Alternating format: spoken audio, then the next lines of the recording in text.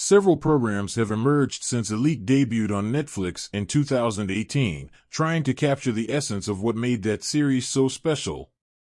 Over the years, Elite has attempted to reinvent itself by introducing fresh characters, intriguing new stories, and a somewhat updated aesthetic, with varying degrees of success. Compared to shows in the West, Korean dramas have a very different feel and atmosphere that makes them quite intriguing. Numerous television shows have attempted to combine Western principles and Korean ideals in the past, most notably Money Heist, Korea. Like that show, Hierarchy finds it difficult to establish a distinct personality throughout the course of the 7 lengthy episodes that we see. With its protracted scenes, copious amounts of partying, and musical interludes, the tale is at most poor. In case you missed it, Hierarchy is a recent Korean drama on Netflix that centers on a school where the wealthy have absolute power while the underprivileged struggle to make ends meet. At Jushin High School, the top 0.01% of pupils are in charge of maintaining law and order. They are extremely rigid in their thinking and have everything under control.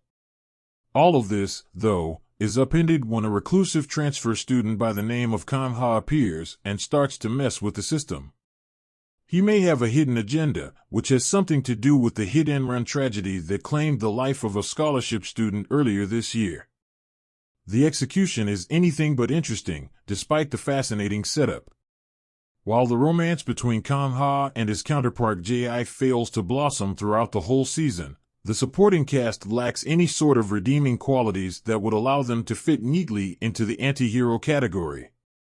Late in the episode, a few awful characters have an odd good guy turn that feels utterly undeserved, and considering everything we've seen from these characters, it's odd that the show decided to do this. There will be a lot of scheming, arguing, and heated exchanges throughout, building to an incredibly drawn-out conclusion that begs for an entirely unjustified sequel. To exacerbate the situation, Kang-ha is a cliched hero with minimal nuance.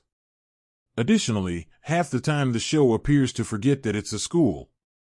Throughout the entire program, we essentially only see the principal and one instructor, each of whom has their own secrets.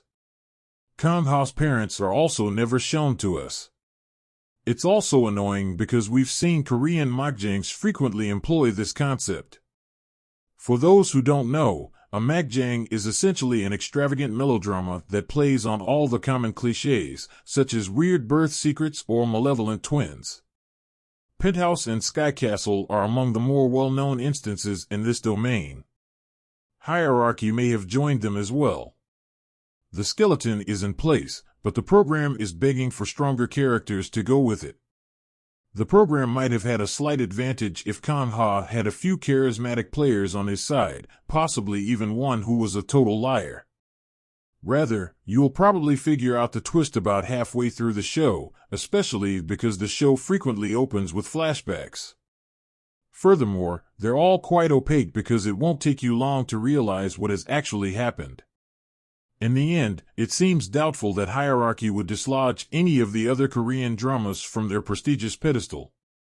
Rather than striking out on its own and becoming something truly remarkable, this one will stay in the background and struggle to distinguish itself from the hordes of other pretenders that try to copy what has already been done.